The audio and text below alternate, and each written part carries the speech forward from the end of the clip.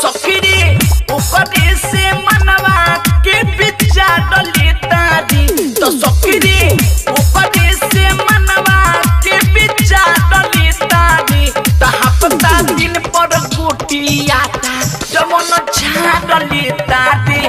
हफ्ता दिन पर गोटिया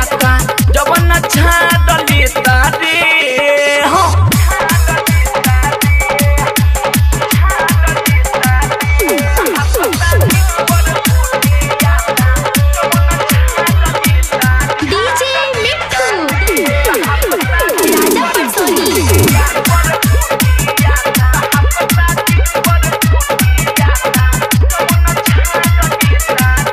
पहले बड़ी बड़ी होती मोर जवानी पर पड़ जाता छोटी सखी हमरा से कहियो न पूछे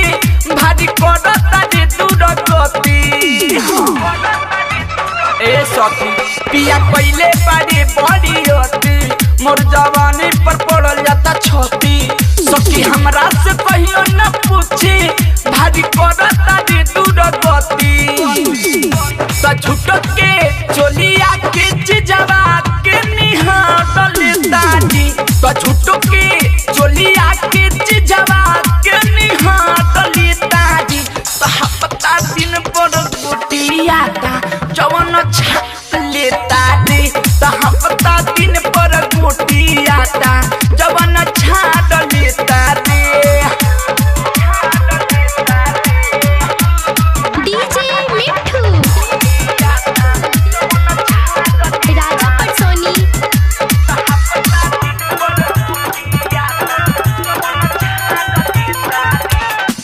बड़ा बहकल बा अजय के चाल हो वही छौड़ी ला भइल बा बेहाल हो राइटर चंदेश्वर अलबेला अशोक